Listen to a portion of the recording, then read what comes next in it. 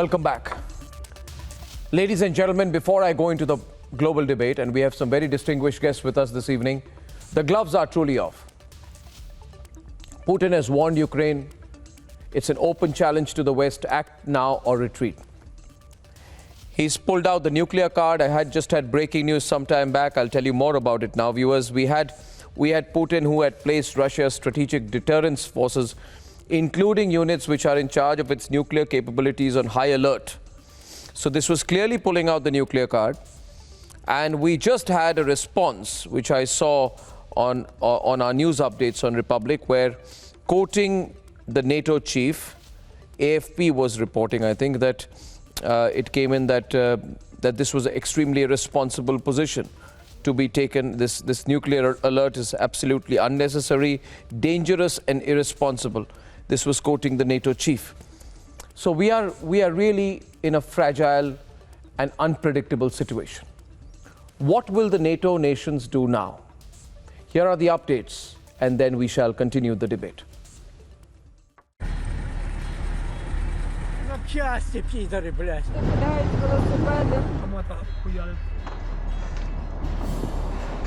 There have been several air raid alerts that have been sounded off in Kyiv itself. And now what you see right now from here, a little far away, because we've been asked not to really disclose the area, the bunkers, because remember, that remains one big concern, because across Kyiv at this point in time, since late last night, there is an increased activity, and there is a fear that there could be an air alert, or rather an air bombing that could take place.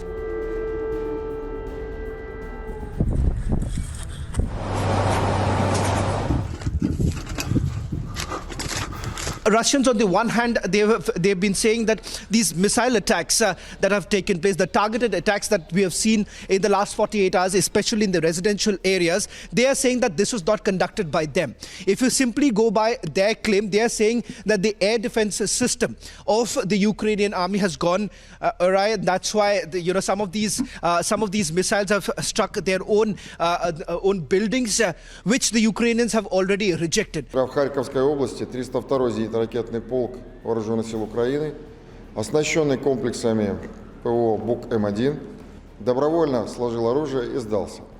Задержан 471 украинский военнослужащий. Shift area that you see. So these, let me also tell the viewers, these are not something which looks like deliberately created beforehand, because they were really expecting some sort of an invasion to take place. Zelensky has agreed to talks in Belarus following Russian threats. Они воюют против всего живого, против детских садиков, против жилых домов и даже против машин скорой помощи. Они применяют реактивную артиллерию, ракеты против целых городских районов, в которых нет и никогда не было никакой военной инфраструктуры. Once again, we stand for peace. If they refuse talks, the responsibility will lie entirely with the Ukrainian side. We are waiting for the reply from Ukraine. Reports that have come in from cities like Kharkiv, which have been constantly been bombarded, artillery fire that has been taking place, and that is the reason why people now are completely taking the help of these bunkers that have been created, or going to provide additional security assistance for Ukraine. We will. How that is going to be done is still being worked out. And we are already providing significant support in terms of non-lethal aid, but I've just spoken with the Defence Minister, and we'll be seeking to provide whatever support we can for lethal aid through our Nato. Auch maritime Beiträge sind dabei selbstverständlich und unerlässlich. Heute wird deshalb die Korvette Erfurt auslaufen, um sich der Standing NATO Maritime Group 1 oder auch SNIMIC 1 in der Nordsee anzuschließen. We are deploying elements of the NATO response force on land, at sea and in the air. Russian banks are being cut from the SWIFT international banking system. The world's dominant global interbank payment system, cutting banks off will stop them from conducting most of their financial transactions worldwide and effectively block Russian exports and imports. Is the action by the West going to be enough with the invasion already underway? Without drastic military intervention, is it all too little, too late? Can the West be taking baby steps when the future of an entire nation is at stake?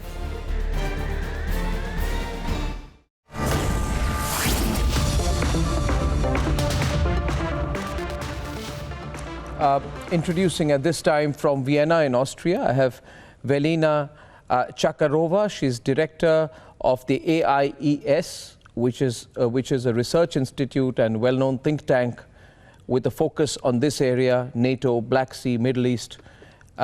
We also have with us from Michigan, Javed Ali.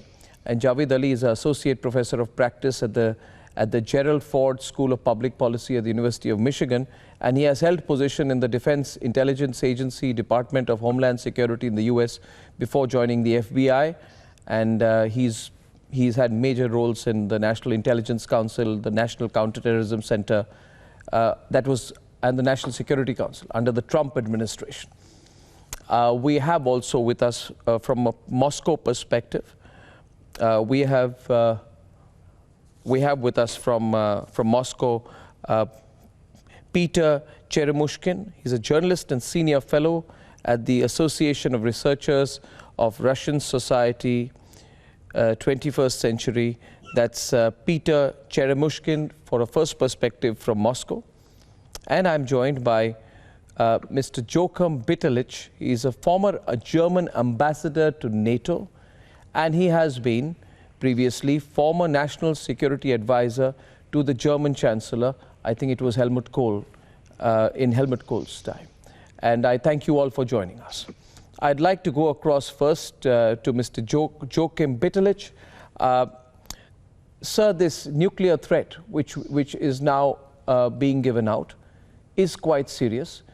Even if it is positioning, even if it is posturing, it is causing great concern. In the last 3 hours, we've seen the nuclear alert being pulled out by Mr. Putin. We've seen an informal reaction from NATO saying it's very irresponsible. And the world is beginning to get extremely concerned, Mr. Bitterlich, about how this can escalate. What are your thoughts at this moment as the talks begin? Well, the threat on nuclear has been from the beginning of this unprovoked aggression to Ukraine.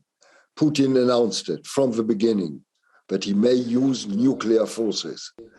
And what he means by this is at least telling if NATO is interfering actively in this Russian aggression in order to defend the Ukraine, this is for the Russians the case of using nuclear if they judge it necessary. NATO is not interfering directly. Ukraine is not a member of NATO. Therefore, Article 5 is not to be taken into consideration. It's on another field that NATO member states are supporting, to a certain extent, the Ukraine in this field. There's even a change in the positioning of the German government, which has been expected in the last days, today by Chancellor Olaf Scholz, who for the first time has clearly indicated what this German government is thinking about Putin's aggression. He appointed Putin as a war criminal. This is a totally new German position. It's a clearer German positioning, being on the side on NATO members in Eastern Europe who fear really that Ukraine is only a first step that could be followed by other steps in the following months and years. And there is the risk. Putin is trying to change the Europe's map as designed from 1990 on. That means over the last 30 years. I stop here, I think, to introduce the subject.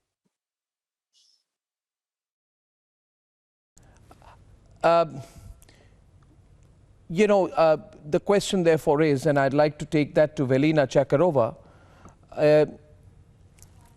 this is real, Ms. Chakarova. And what Putin is doing, we are in no position to read his mind. He's trying to ensure that NATO and the West do not support Ukraine any further. Russia has suffered reverses.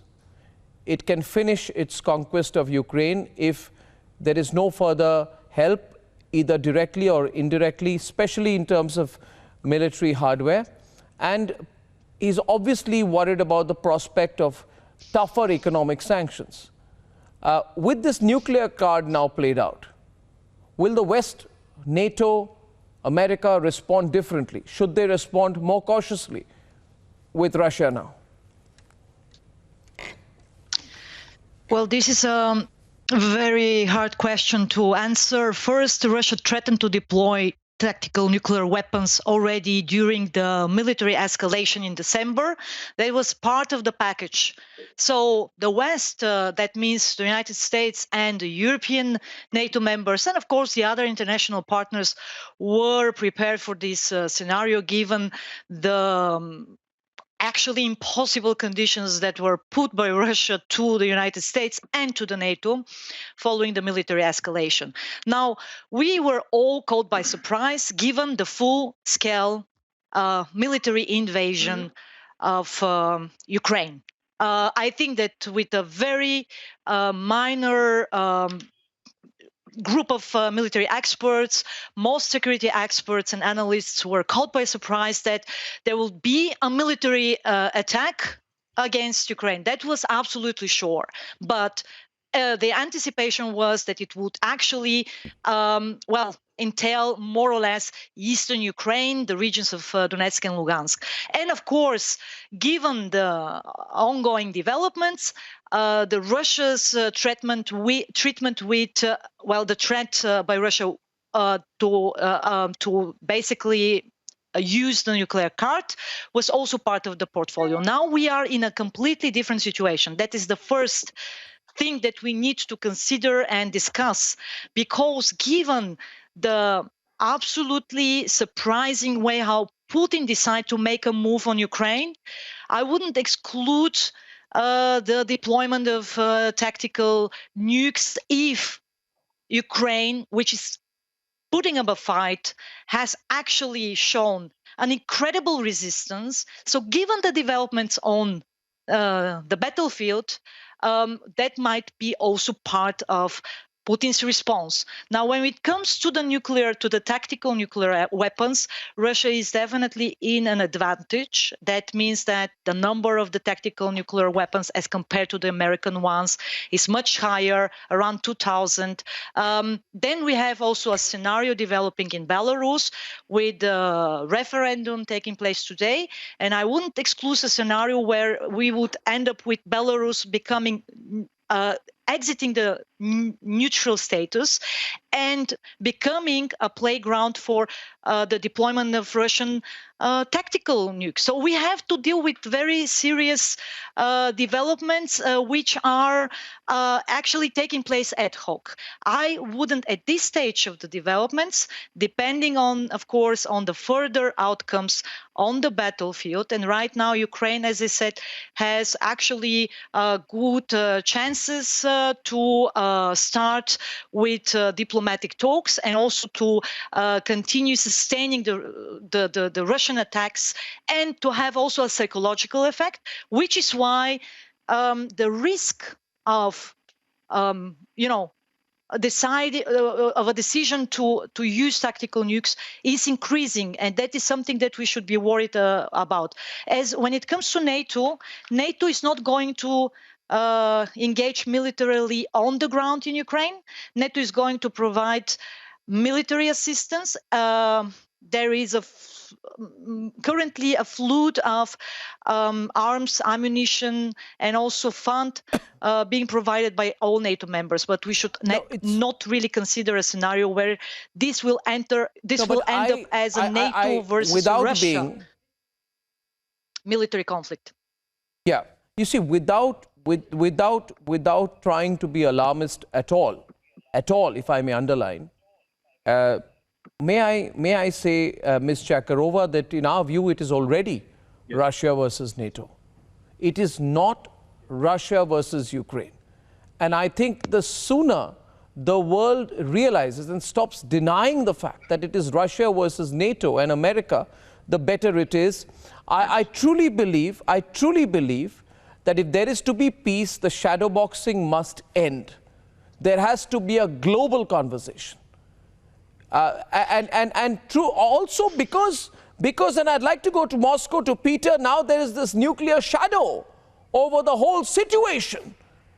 Mr. Peter Cheremushkin, isn't that? And I'd like to get you into a conversation with Javed Ali from Michigan. The whole situation has changed in the last 12 hours or so. There's a very serious nuclear shadow over the whole situation, and the country talking about it, Mr. Javed Ali, is the most nuclearized country in the world, which is Russia. It is being pushed. It is losing men. It is losing machines in Ukraine. But Peter, will Russia really use the nuclear card? Well, look, I don't have a crystal ball, but I must start with saying that I'm very, very upset with current situation, extremely upset. And I know that in the short term, in the long term, all of this will have very negative consequences for Russia and for Russian people, first of all. I think that, yes, Ukrainians are suffering now. They are the victims of aggression. But the second victims are Russian people who would be sanctioned, who would be in the first row of the problems because of their irresponsible leader who doesn't care about well-being of the people, but cares only about himself. Yeah, I'll pick up on that point. I would agree. There are no winners here. There are only right now. Yeah, there are no winners here. There are only victims. And on the Ukrainian side, obviously, the people of Ukraine are suffering significantly. But as the previous speaker mentioned, President Putin made a very calculated risk, and right now that move to invade versus just keeping the troops on the borders looks like it is backfiring at every level on the battlefield in Ukraine. To say nothing of the short-term and economic impact that Russia will have to feel, both at the leadership level and with the people. As the previous speaker said, the diplomatic pressure and international pressure around the world continues to mount against Russia. And then I do think every day that goes by where these things are not turning in Russia's favor, there is going to be more internal dissent as well. And so Putin is going to have to figure out a way to manage out of both things that aren't going well in Ukraine, but also potentially increasingly at home. And this suggestion that there might be a nuclear option just seems to be another irrational escalation from that perspective. Exactly. You know, what we have been viewing today, this Sunday, the growing amount of protesters on the streets of Moscow against this war. This is the fact. And I'm absolutely convinced that the number of protesters will be growing. That is the first thing. The other thing is that the situation, the situation of the Russian armed forces, especially ground forces, is not as good as they are reporting to their higher commander. The soldiers are in a bad shape. They are hungry. They are asking for food at the local population. And the resistance of Ukrainians should not be underestimated. It will be a very, very severe and strong resistance against. After all, they are fighting for their land, and even if Kyiv will be captured or any other major Ukrainian city will be captured, there will be strong resistance that will have. It will be guerrilla, in fact, resistance that Ukrainians are very capable of. Peter, and this should not be underestimated. Yeah, Peter. They Peter, will not accept any power. I don't disagree with you. No, well, I don't disagree with you. But if I may say that, for a moment, let us step back, I say, from the morality or the aspects of, what is legitimate and illegitimate, what is right and wrong, who is a more principled position, who is not. Let's take away from that and just look at the immediate. And my concern on the immediate, and I'd like to go on that to Einar Tangen from Beijing, who always denies that he's a pro-Chinese position, but he always has a completely predictably pro-China position. So I will call you pro-Chinese. Einar is joining us. He's a political and economy commentator from Beijing, and Dove is with us from America. And my concern is we can't be spectators anymore, can we, Einar? This is not. This is going into unpredictable waters. I don't know exactly why you like to introduce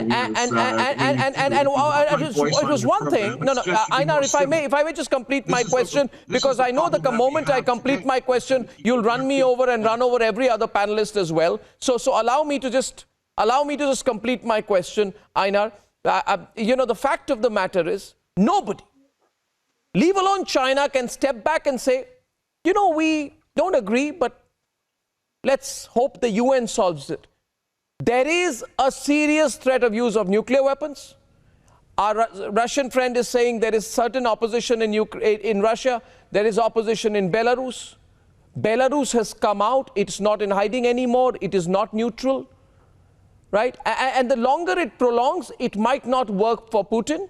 So what if, my question is, what if today, and the news is that there has been constant breaking news, I want to tell all of you, from the Russian side about the Russian investigating the use of phosphorus munitions by the armed forces of Ukraine near Kyiv. There have been 3 separate news flashes that the Russians are examining the illegal use of phosphorus ammunitions by the Ukrainian armed forces. Are they building a case for the use of nuclear weapons?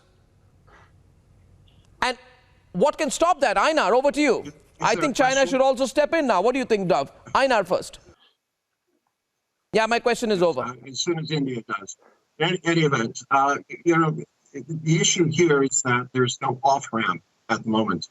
You say you don't want to consider morality and all these things, right or wrong, but you think the Ukrainian people... So at this juncture, the biggest danger here, as previous guests pointed out, is that there does not seem to be a way to bring this to a conclusion. It's not clear exactly what Putin's long-term objective was by this. It's resulted in overwhelming condemnation, not only at home, but abroad. So this is the danger. Once somebody starts invoking nuclear weapons, the question is he going to use it on Ukraine, or is he going to see NATO as being behind the defense of Ukraine? And that is the real danger. In terms of these narratives that are being put out about phosphorus, about genocide, et cetera, these are not proven. And I don't think it's helpful for the media to be speculating as if these are somehow true. So in terms of building his case, I don't know that Putin really cares about building a case. He, as he's demonstrated, is willing to go it alone.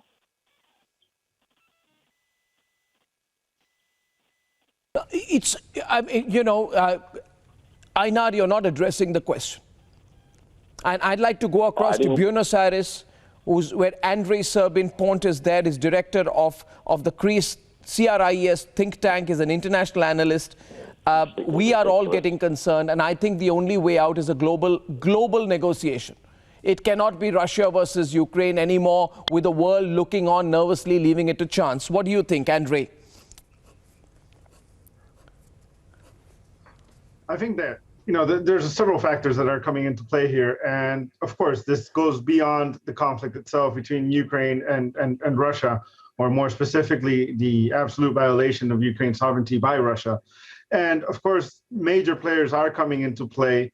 But, we have to really consider if a lot of the players that are in play are interested in engaging certain types of discussions or amplifying these discussions. For the moment being, I think that we have to really consider what NATO is going to be doing in the foreseeable future. how it's going to be facing off with Russia, especially after the actions it has taken in Ukraine, and how that may or may not lead to new tensions. I think that it's very bad messaging on behalf of Moscow at the moment, increasing their nuclear alert levels at this moment. But we also have to understand it in a very specific context of what seems to be a relatively unsuccessful operation in Ukraine terrain, and the need to sit down and starting to negotiate in conditions that are not necessarily favorable to them. When it comes to global discussions, we have to really try and agree who are the global actors that are to be involved in these discussions.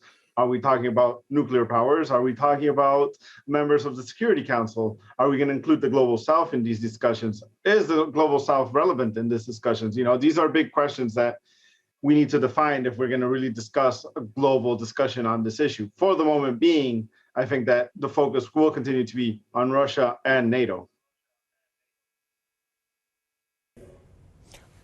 Yes, but okay, Dove. Andrei says we need to decide who the protagonists in that discussion are going to be. For starters, I have been of the view constantly that it is America. Joe Biden and the rest of NATO should come out of hiding and stop operating in the shadows anymore. They cannot use Ukraine as a satellite state for their agenda and then send President Zelensky to negotiate with Putin. We didn't send Zelensky, for starters, but the more important question that you raise is NATO in the shadows, and is the United States in the shadows? I don't think either are. I think it's pretty clear that that NATO and the United States are supplying the Ukrainians. They're the ones that are imposing sanctions. They're the ones that have sanctioned Putin directly. It's our friend from Moscow is pointing out that the Russian people are going to be hurt by this. And that's true. And it's nice that the Russian people are demonstrating. I don't know that Putin gives a hoot about that, quite frankly. I think he's scared.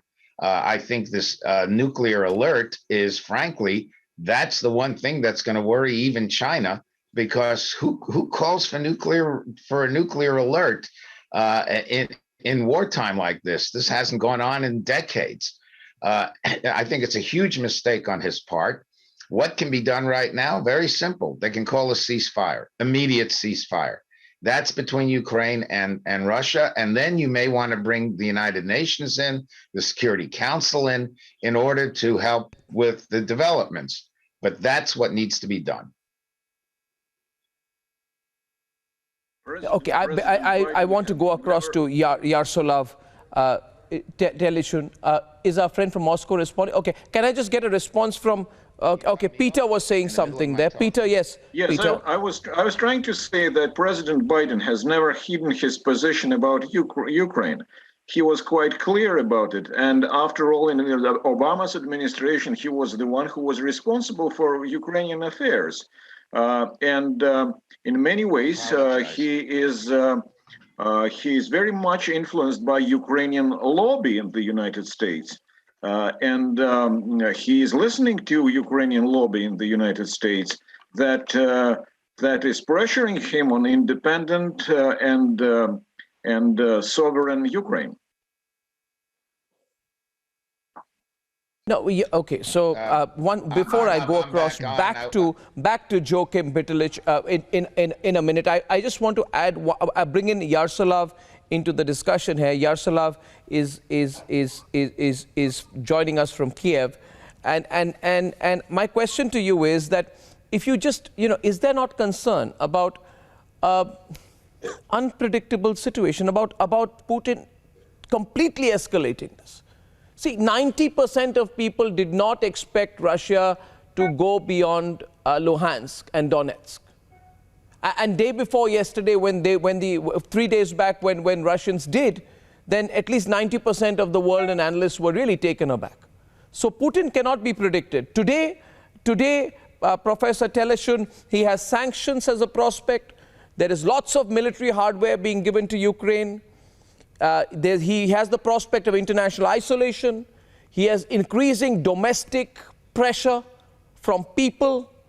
And he has a lot of armed personnel also lost. So he's in a very high pressure situation. What if the nuclear card is not just a threat. Does that worry you? Does that worry people in Ukraine? Of course, first of all, it worries people in Moscow, because in current situation, there are no winners in the nuclear war. It is well known for years, and Prime Minister Thatcher said this like 20 years ago, and it was decided that a nuclear weapon is a weapon of containment. The one who will use it will be the victim. Let me ask that to Yaroslav. But it's real, isn't it? But it's a very real prospect. Isn't it, Yaroslav, a very real prospect at the same time? Especially when it's coming directly from Putin. I don't think that he will use nuclear weapon. But at the same time, we must remember that we have nuclear fleet because, for example, nowadays Chernobyl nuclear power plant is held under control of Russian soldiers. So we understand that not even talking about different weapon, about Chernobyl plant, we have a fleet, nuclear fleet for this moment. So not only about a perspective, aggressive in the future, but for this moment. Of course, there will be discussion about organization, it seemed, on the 3rd of March. But as for me, it's a real threat, not only for Ukraine, not only for Europe, but for the whole world.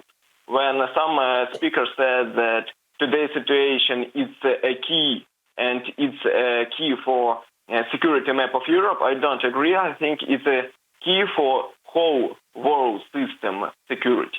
Because nowadays, Ukraine needs support, technical, material,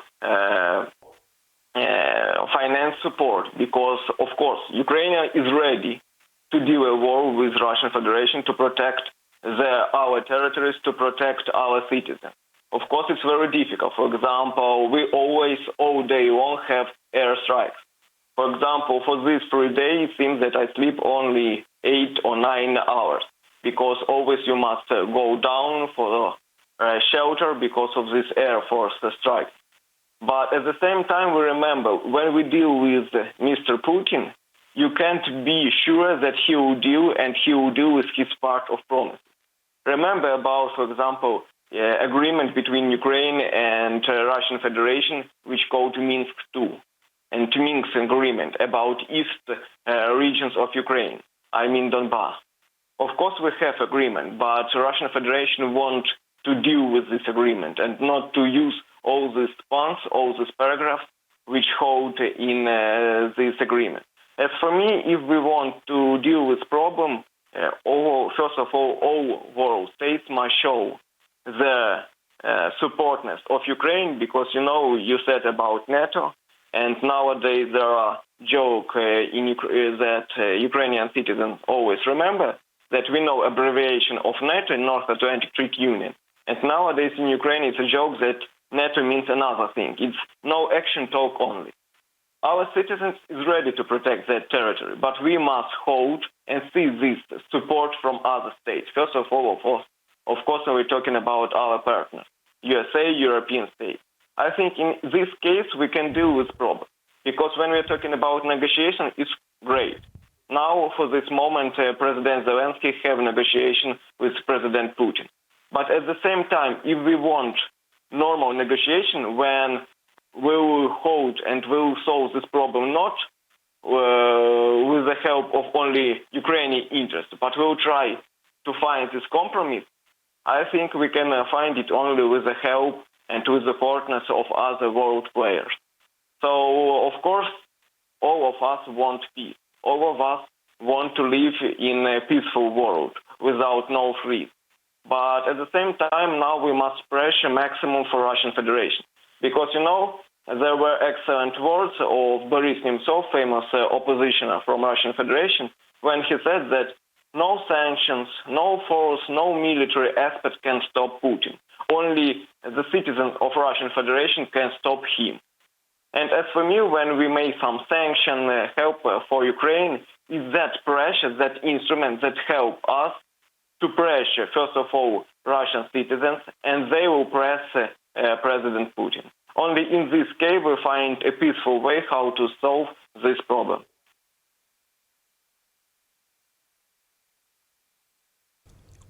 when you said, and I'd like to go to Joachim Bitterlich there, he's been former German ambassador to NATO, and I'm sure he listened on very carefully to what you said there.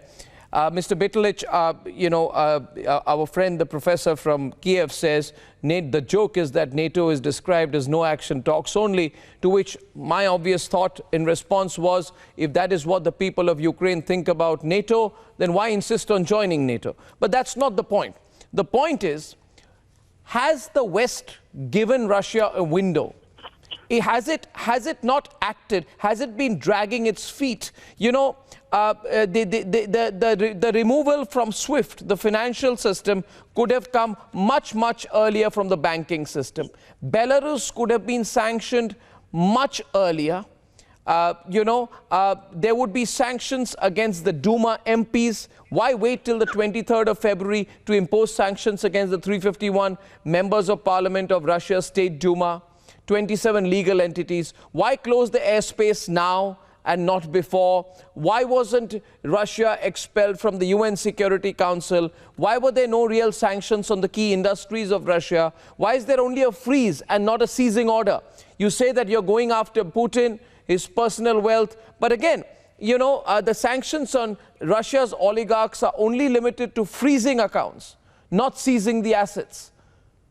So we get a feeling that it's been a bit of half-hearted action on Russia. Am I correct there in my assessment, Mr. Bitterlich? I go even a bit further, if you want, in the logics.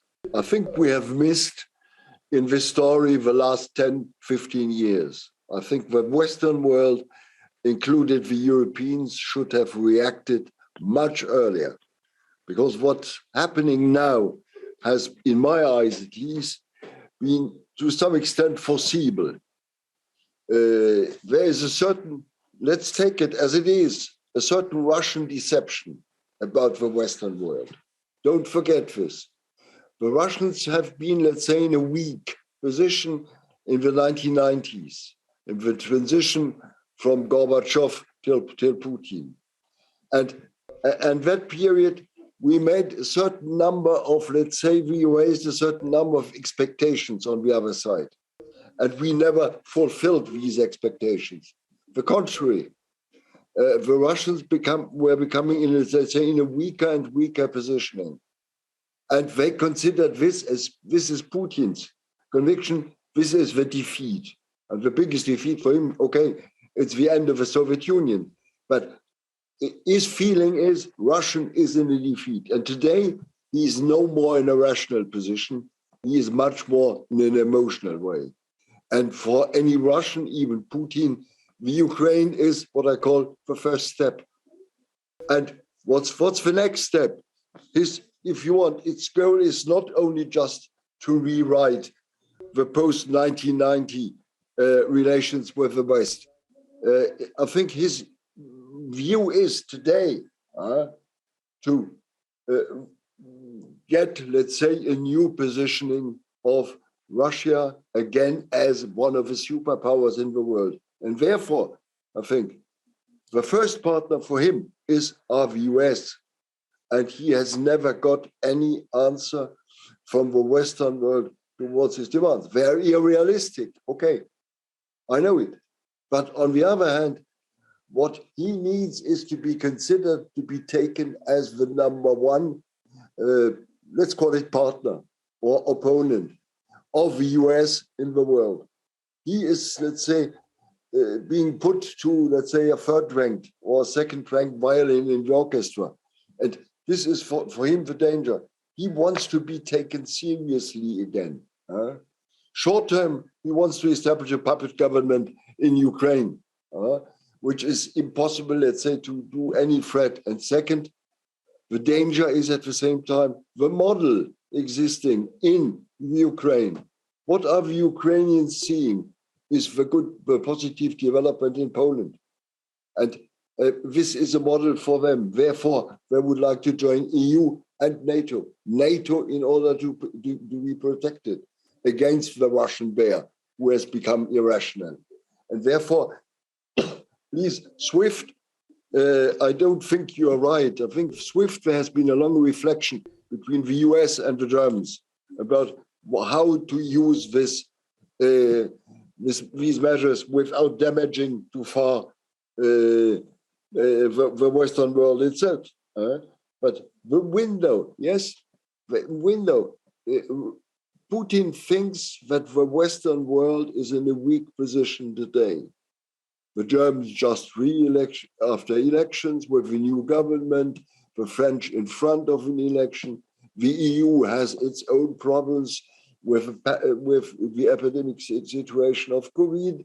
The Americans, Biden is considered in Moscow as in a weak position. The Chinese are quiet on the other side. The Chinese, who are not the best friends of the Russians have fear in front of them. And therefore, Putin thinks the opportunity, the time frame is right for me to put on the table my real demands, but they are unrealistic totally. And therefore, I'm preoccupied openly about, let's say, this nuclear option. And for me, it's not the classical tactical nuclear option. It goes far. And I fear, finally, what he means is NATO territory. And please imagine. That's my concern as well. That is truly. I mean, Mr. Bitterlich, you are the man of experience. You've been German ambassador. You've advised your country on national security. You've advised the former German chancellor. You know NATO far better. But I'd like to go across to Javed because Javed has been assigned to the National Security Council in the U.S. during the Trump administration, and I have this image of Trump. They always used to say that Trump is close to Putin and Trump is compromising American interest vis-a-vis Russia. But I have a clear visual in my mind of Trump talking, I think it was to the Germans or to the EU, and he sat to them and he said, he said, we are funding NATO. We are significantly putting more of our GDP into funding and defending and protecting European and NATO defense interests. But you are going and buying your gas and your oil from Russia, and in fact I think I thought Trump was extremely tough there with the Russians and with NATO, but we haven't seen that clarity from the present administration. However, forget America. Question here, Javed, who takes the weight? 40% of European Union gas comes from Russia. Germany gets 2/3 of its natural gas from Russia directly. Can it diversify? Let's talk business. Is the West going slow because sanctions mean looking for an alternative source of palladium and platinum, key component in manufacturing microchips? Russia is one of the biggest exporters of these metals. There is a shortage of microchips. Boeing, Airbus, all these companies depend on supplies of titanium directly from Russia. Belgium is calling for strong sanctions, but not on Russian diamond exports. Everybody is defending in their own business interest. Italy is lambasting Russia, but it still wants to export its luxury goods, billions of luxury goods to Russia. So I feel nobody's really putting their money where their mouth is, and that's allowing the situation to go out of hand. Javed. Look, we're living I'm not an economist. Connected world. And, I'm not an economist. Everything is very interdependent in this world. And Russia is holding its golden supply in London and in New York. So what was the reason to start the war? And to start it, if you know that you are dependent, it would be just stupid to start the war with the whole world. See, Peter, no. So Peter, that was my point. That's the point I'm making, and I'm making that to Javed, who's worked in previous American administrations. That if you're going to take on Russia, you better take them on completely or not at all. Javed. So just wanted to put the disclaimer out there. I am not an economist, so you take that for what it's worth. But I think it's a fair point to say that for the past 15 years that multiple administrations, both Democratic and Republican, have missed opportunities to confront Russian aggression against the West, and certainly here in the United States. And I think those were again missed opportunities. There were probably lots of reasons for that. But now looking at the Ukraine context, one of these issues with respect to, what measures could have been implemented sooner to prevent the crisis from further escalating. I mean, this is really hard business, and it's easy to kind of second guess in hindsight. But I have to imagine, at least with the Biden administration, that part of the thinking may have been, and again, I've been out of government for 4 years, so I have no direct insight into this. But part of the thinking may have been that layer these different measures over time and not start with the most aggressive ones first to see what reaction that would draw out of Russia. And now we know that clearly nothing up until very recently has checked Russian aggression. And there's still probably a whole host of other measures that could be put into place that will try to sort of pull things back from the brink where they are now. But I don't buy the argument that the West and NATO and the United States should have gone all in on these most aggressive options first, because there are clearly a lot of second and third order effects that would have been as a result of that. And I think you've alluded to some of the economic ones.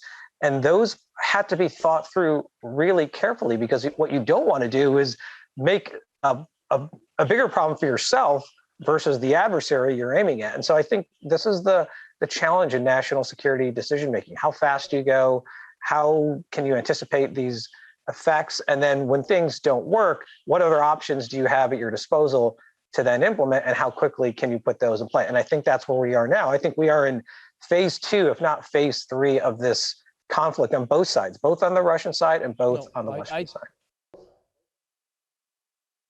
No, I think, and I'd like to go to Velina on this, I think we are all in a very dangerous situation.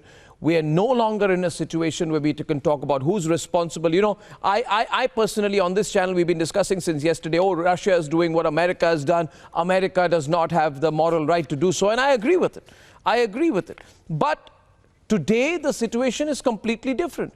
Even if there is a 1% possibility, Velina Chakarova, that Putin may carry out the threat. We hear from Joachim Bitterlich. He is not taking it lightly, Dove. He's a very, very experienced man. He's live from Normandy tonight. Because we're dealing with Putin. We're not dealing with a completely, rational situation. The emotions are high, the stakes are high. So I think, I feel there needs to be some global intervention. There needs to be. What do you think, Velina? Well, let me remind you that we are talking about a state leader who just a few years ago stated, when he was asked about the circumstances in which Russia would be prepared to enter a nuclear war. This is the same state leader who actually said that he cannot imagine a world where Russia is not a part of it. So actually, to quote it one by one, as a citizen of Russia, as a citizen of Russia and the head of the Russian state, I must ask myself, why would we want a world without Russia? So this is definitely the current development, the way he is actually escalating it and has been escalating it since December last year, is really keeping me awake at night. And we should also be aware of the fact that the European security architecture, the way we've known it over the last 30 years following the collapse of the Soviet Union, is over. And nobody can tell exactly what is going to happen afterwards. How exactly are we going to shape a new security architecture? The next important thing is that I argued we should not define this as NATO-Russia conflict, military conflict, dispute, or whatsoever. This is a clear war, full-scale war, that was launched by Russia against a sovereign country, which is named Ukraine. Ukraine has equal rights for sovereign decisions. And in fact, Putin, by launching this full-scale war, and in fact, it's not just a war, it has been also a re-invasion of Ukraine following the first invasion in 2014, where parts of sovereign country were in fact annexed by another sovereign country. So in reality, this is a war which is being waged by Russia against Ukraine. But in fact, what Putin did was to create a very strong narrative to join NATO. And all Central Eastern European countries since the 90s have been first and foremost eager to join NATO for exactly that, to prevent any possible situation where they could be, in fact, attacked militarily by Russia. And in the last 30 years, there hasn't been a single NATO member in Central and Eastern Europe that has been militarily attacked by Russia. But now we should also consider the next scenario, and that is imperial ambitions by Putin. They don't stop in Ukraine. These ambitions are much broader, and that would mean Belarus, Ukraine, entering, joining a kind of union state with Russia. This is something that the West needs to prevent by all means. That is why I say, Velina, very well spoken. I've run short of time. I just say that at the end of the day, you're dealing with one of the world's largest armies, and the